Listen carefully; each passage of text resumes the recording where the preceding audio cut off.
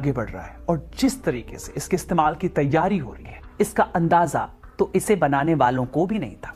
AI एक समय आएगा बहुत डेंजरस हो जाएंगे से सोच रहा है एआई। क्या आर्टिफिशियल इंटेलिजेंस आपकी जिंदगी आसान करने के बजाय मुश्किल में डाल देगा?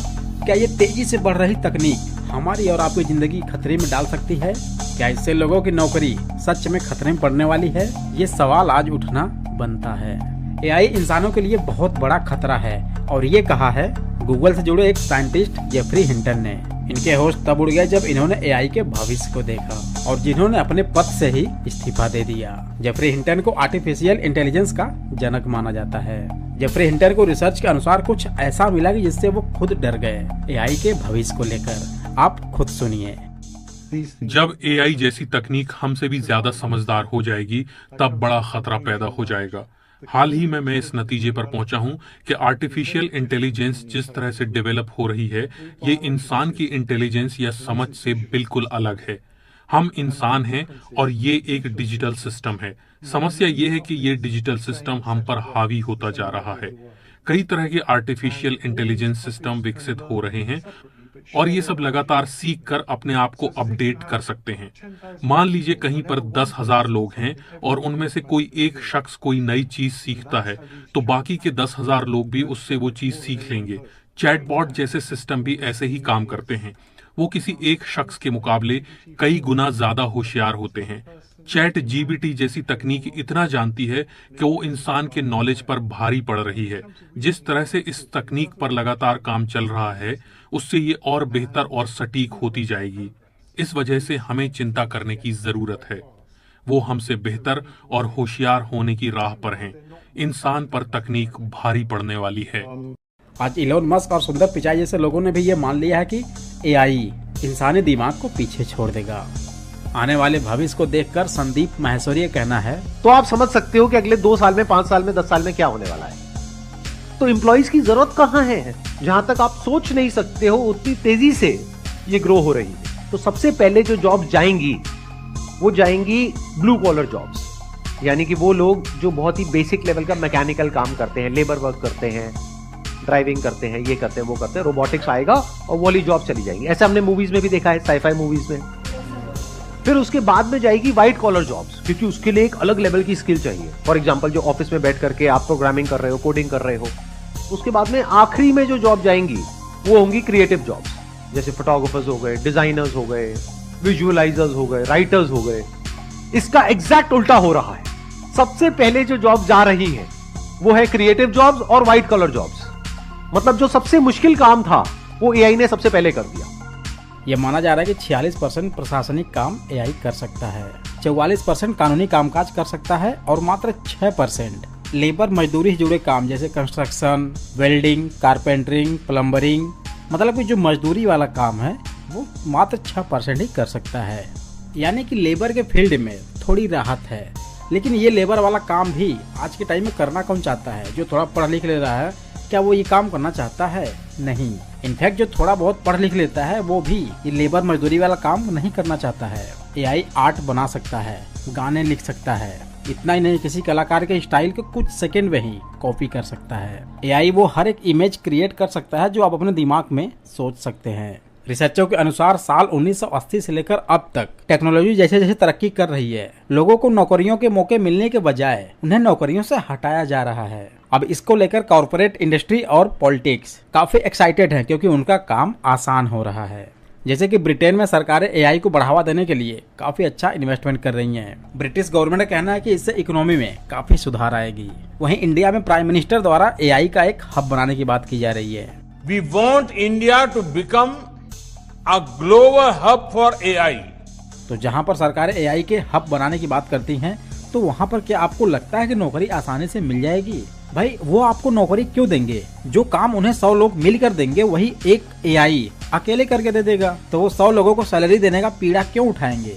आप बहुत ज्यादा करेंगे, धरना प्रदर्शन कर लेंगे, कहीं तोड़फोड़ कर देंगे। एक हफ्ते 10 दिन बाद क्या होगा? सब माहौल शांत। आप कुछ नहीं कर पाएंगे क्योंकि दुनिया यही चाहती है। और ये अब जरूरत नहीं बल्कि मजबूरी है, क्योंकि देश को आगे ले जाने की बात है। जहां दुनिया एआई के मामले में काफी आगे निकल चुकी है, तो शुक्र मनाओ कि अभी भी भारत में बहुत राहत है, लेकिन आने वाले कुछ सालों में ये राहत भी खत्म हो जाएगा। भाई मेरे, समय बदल रहा है, खुद को बदलना बहुत जरूरी है। इसलिए अब हार्ड वर्क नहीं, स्मार्ट वर्क करना सोचो। माइक्रोसॉफ्ट के फाउंडर बिल गेट्स का कहना है कि आर्टिफिशियल इंटेलिजेंस के जरिए ये इस दशक की सबसे बड़ी तकनीक है। इससे लोगों के काम करने, सीखने, यात्रा करने, हेल्थ की देखभाल करने और एक दूसरे से मिलने जुलने का तरीका बदल जाएगा। तो सोचिए, अगर ऐसा हुआ तो क्या होगा। माना जा रहा है कि हर 6 महीने में बहुत कुछ बदल जा रहा है। एआई एक ऐसा पावरफुल टूल है जिससे अच्छे और बुरे काम दोनों कराए जा सकते हैं। अब आप सोच के देखिए कि एआई कितना खतरनाक हो जाएगा लोगों के लिए। और आज यही सबसे बड़ा कारण भी है कि इससे लोगों को नौकरियां नहीं मिल पा रही हैं, क्योंकि हर एक काम ऑटोमेशन में डाल दिया गया है। चाहे वो बैंकिंग सेक्टर हो, फाइनेंस सेक्टर हो, यहाँ तक कि रेलवे का इतना बड़ा प्लेटफॉर्म जिसे रोजगार का हब माना जाता है, उससे भी लोगों को धीरे धीरे निकाला जा रहा है। इसका अब इससे पता लगाया जा सकता है कि इसकी वैकेंसी भी पहले के मुकाबले अब कम मात्रा में निकलने लगी हैं। मुश्किल से 2 साल की बात है, मशीनें अंतिम रूप से इंसान को हराने वाली हैं, हर मामले में हराने वाली हैं। जो खुशफहमी हम सबको है वो सब खत्म होने वाली बहुत जल्दी, मैक्सिमम 2 साल का समय है। अभी एआई आ गई है, जिस दिन एजीआई ठीक से आ गई, एजीआई का मतलब है आर्टिफिशियल जनरल इंटेलिजेंस। कुछ भी करना हो, फोटो बनानी हो, वीडियो बनाना हो, रिसर्च करनी हो, कुछ भी करना हो, आप चैट जीपीटी को ठीक से प्रॉम्प्ट दीजिए। मतलब मैंने कई बार ऐसा करके देखा, एक विषय पे रिसर्च करनी है, पहले मुझे दिन भर लगता था 24 घंटे रिसर्च करने में, अब 24 सेकंड लगते हैं। मैं जितनी बातें कोट कर रहा हूँ, मैं हवा में कोट नहीं कर रहा हूँ, मेडिकल साइंस की रिसर्चेस के बेस पे कोट कर रहा हूँ। दोस्तों, जरूरी नहीं कि जो हम बचपन से सोचें या जो सोसाइटी हमसे बोले सिर्फ वही सच हो। आइए आज future of career and future of direct selling पर बात करते हैं कि आखिर इसका फ्यूचर आने वाले समय में कैसा होगा। हमारे लाइफ में कैरियर बनाने के मात्र कुछ ही ऑप्शन है, जैसे कि पहला है गवर्नमेंट जॉब और दूसरा है प्राइवेट जॉब। हाँ, इससे अलग भी है, जैसे कि ट्रेडिशनल बिजनेस और खुद का स्टार्टअप। लेकिन इन दोनों काम के लिए आपके पास पैसा होना चाहिए। I mean कि आपके पास बिजनेस करने के लिए पैसा होना चाहिए। और अब के टाइम में देखा जाए तो एक कैरियर और स्टार्ट हो गया है, जिसे हम बोलते हैं influencer, means social media creator. अब यहाँ पर ये जरूरी नहीं कि आपको सक्सेस जल्दी मिल जाए। इनफैक्ट बहुत से ऐसे यूट्यूबर, बहुत से ऐसे क्रिएटर होते हैं जिन्हें सालों लग जाते हैं और फिर भी उन्हें सक्सेस हासिल नहीं होती है। अब इन सब के अलावा एक कैरियर ऑप्शन और है जो हम आपसे आगे बात करेंगे, इसलिए वीडियो के लास्ट तक बने रहना। तो चलिए, सबसे पहले हम लेते हैं गवर्नमेंट जॉब, I mean की सरकारी नौकरी। हम अपने लाइफ के कैरियर को कुछ इस प्रकार समझेंगे कि who is the best for me. तो इसे हम कुछ इस प्रकार समझ लेते हैं: time, effort, chance, money, competition, security, freedom, performance and hard work. अब इससे आपको सब कुछ बहुत ही आसानी से क्लियर हो जाएगा। तो आइए फटाफट लेते हैं गवर्नमेंट जॉब। गवर्नमेंट जॉब के पास आपके लिए टाइम होना चाहिए। कितना, वो डिपेंड करता है आपके प्रिपरेशन के ऊपर। जैसे कि बहुत से लोगों को लग जाता है 4 साल, 5 साल, और बहुत से लोगों को 2 साल लगते हैं, लेकिन बहुत से लोगों को 10 से 12 साल भी लग जाता है। कुछ जानकारी नहीं। जब आपने तैयारी शुरू करी, आप कितने साल के थे? सर उस समय हम 18 साल के थे। और अभी हम 30 साल के हो गए। 30 साल के। तो पिछले 12 सालों में आपने अपनी ज़िंदगी में क्या किया है? जिंदगी में सर पढ़ते गया, डिग्री लेते गया। मैंने 3 सब्जेक्ट में पोस्ट ग्रेजुएट किया, बीएड किया, सीटेट क्वालिफाइड है, नेट क्वालिफाइड है सर। मैंने बहुत मेहनत किया। आपने जब तैयारी शुरू करी थी इस परीक्षा की, आप कितने साल के थे? उस समय हम 19 साल के थे। और अभी तो 27 साल हो रहा है। 27 साल जी। अब इसके बाद सेकंड ऑप्शन है एफर्ट। दोस्तों, एक गवर्नमेंट जॉब की तैयारी करने वाला लड़का कभी भी टाइम या एफर्ट का मोलभाव नहीं करते हैं। उन्हें सिर्फ पढ़ाई करना है तो सिर्फ पढ़ाई करने से ही मतलब है। टाइम कितना जा रहा है, एफर्ट कितना लग रहा है, अगर इस पे वो ध्यान देंगे तो वो कभी भी गवर्नमेंट जॉब को नहीं पा सकते। ये अनलिमिटेड होना चाहिए। अब अगला आता है चांस। अगर आपके पास अच्छा एजुकेशन हो और अच्छी स्किल्ड हो और आपको गवर्नमेंट जॉब आसानी से मिल जाए, ऐसा भी संभव नहीं है। अब यहाँ पर बहुत से लोग इसके लिए पैसों का सहारा लेते हैं, लेकिन अगर आपके पास पैसा है तो ही आप इसे ले सकते हैं। अब यहाँ पर अगला स्टेप आता है मनी। अगर आपके पास अच्छा खासा पैसा है तो आपके पास टाइम है या नहीं है, आप एफर्ट करते हैं कि नहीं करते हैं, चांस है कि नहीं आपका, फिर भी एक चांस है कि आपका पैसे के दम पर हो सकता है। लेकिन देखा यह गया कि 70% लोगों के पास पैसे नहीं होते हैं। उनके घर वाले किसी तरीके से पैसे इकट्ठा करके तैयारी करवाते हैं, जिसके लिए उन्हें गहने या फिर खेतों को गिरवी रखना पड़ता है। यानी कि पैसों के दम पर आपको गवर्नमेंट जॉब मिल जाए, ऐसा सभी लोगों के साथ हो, ये भी पॉसिबल नहीं है। दैट मीन्स इसके लिए आपके पास कोई भी सिक्योरिटी नहीं है। अब बात करते हैं अगला कंपटीशन। इसमें देखा जाए तो गवर्नमेंट जॉब में बहुत हाई लेवल पर कंपटीशन है, और देखा जाए तो हमारे इंडिया में सबसे ज्यादा गवर्नमेंट जॉब की तैयारी करने वाले लड़के यूपी बिहार के ही होते हैं, जहां पर मात्र एक सीट के लिए कम से कम 10 से 12 लाख लड़के अप्लाई करते हैं। इतना ज्यादा कंपटीशन है। चलो मान लेते हैं कि आपको गवर्नमेंट जॉब मिल गया, लेकिन क्या आप ये 100% श्योर हो कि आपको उसमें फ्रीडम मिल ही जाएगा? जी नहीं, जब तक आप गवर्नमेंट जॉब में हैं तब तक आप मनचाहा अपना काम नहीं कर सकते। आपको अकॉर्डिंग टू गवर्नमेंट चलना होगा।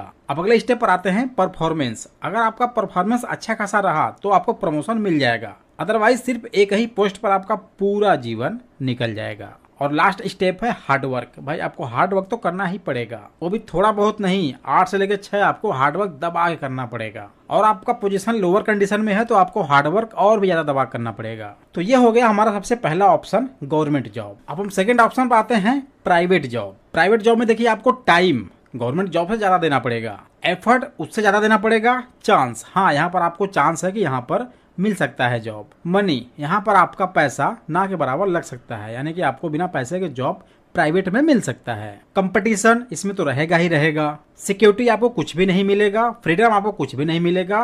परफॉर्मेंस आपका नंबर 1 होना चाहिए। दैट मीन्स अगर आपका परफॉर्मेंस थोड़ा सा भी डाउन हुआ तो आप तुरंत फायर कर दिए जाओगे। और हार्ड वर्क भाई दबा के करना पड़ेगा। और इसीलिए तो सब बोलते हैं कि हमें सिर्फ गवर्नमेंट जॉब ही चाहिए ताकि वहां पर वो सिक्योर रहें, सेफ रहें। तो गवर्नमेंट जॉब से कहीं ज्यादा कंडीशन खराब है प्राइवेट जॉब में। बिजनेस एंड ट्रेडिशनल बिजनेस, जिसके बारे में हमने पहले ही बात कर लिया है कि इन सब के लिए आपके पास पैसा होना चाहिए या फिर आपके पूर्वजों का अच्छा खासा बिजनेस होना चाहिए जिसे आप आसानी से रन कर सको। अब आते हैं एक बेहतरीन ऑप्शन पे जो है पैशन, ओन पैशन, जिसमें acting, singing, dancing, cricket, influencer, YouTuber, gamer etc बहुत से हमारे पैशन जुड़े होते हैं। अब अगर ये सब हमारा पैशन है, शौक है तो कोई बात नहीं, लेकिन अगर इससे हम एज ए कैरियर पैसे कमाना चाहते हैं तो हमें बहुत कुछ फेस करनी पड़ेगी और इसकी कोई सेफ्टी नहीं, कोई गारंटी नहीं है कि उस चीज को हम अचीव कर ही लेंगे। अब इसमें भी हमारा टाइम एफर्ट अनलिमिटेड जाएगा, चांस की कोई सेफ्टी नहीं है। चाहे हमारे अंदर कितनी भी अच्छी स्किल्ड हो, क्वालिटी हो, लेकिन ये बिल्कुल चांस नहीं है कि हमें अपने पैशन के फील्ड में सक्सेस मिल ही जाएगा। अब अगर आपके अंदर क्वालिटी नहीं है, कोई भी गुण अच्छा खासा नहीं है, तो आप उसे पैसों से नहीं खरीद सकते हैं, यानी कि इसमें आपके पैसे का कोई भी इंपॉर्टेंस नहीं है। लेकिन हाँ, अगर आपके पास सोर्स है और बहुत ज्यादा मात्रा में पैसे हैं तो आप कुछ दिनों के लिए इन चीजों को अचीव कर सकते हैं, जैसे कि नेपोटिज्म में आप देख सकते हैं। लेकिन ऐसा मिडिल क्लास वालों के लिए बहुत ही इम्पॉसिबल है, क्योंकि उनके पास सबसे बड़ी प्रॉब्लम्स पैसों की होती है और जो कि इसमें कंपटीशन बहुत ज्यादा हाई लेवल पर है। सपोज दैट आपका पैशन क्रिकेट खेलना है, तो यहाँ पर आपको देखना यह है कि क्या आप क्रिकेट उस लेवल तक खेल के जा सकते हैं जहां से आपको पैसे कमाने का मौका मिल सकता है। अब इसके लिए आपको सबसे ऊपर आना पड़ेगा। इंडियन क्रिकेट टीम में टोटल 11 प्लेयर होते हैं, अगर हम एक्स्ट्रा को ऐड करते हैं तो मान लेते हैं कि 15-16 प्लेयर हो जाते हैं। चलो हम 20 पकड़ लेते हैं। तो क्या इतने बड़े कंपटीशन में आप ये श्योर हैं कि आप इन 20 लोगों में आ सकते हैं? और आपको ध्यान में ये भी रखना है क्रिकेट में सिर्फ 11 प्लेयर ही होते हैं। तो मेरे भाई आप ये समझ सकते हैं कि इसमें कंपटीशन कितना ज्यादा हाई लेवल पर है। चलो हम किसी सेकंड पैशन को चूज करते हैं और वो है एक्टिंग। आज के टाइम में एक्टिंग लाइफ में आप कहाँ तक जा सकते हैं, जहाँ पर नेपोटिज्म सबसे आगे है।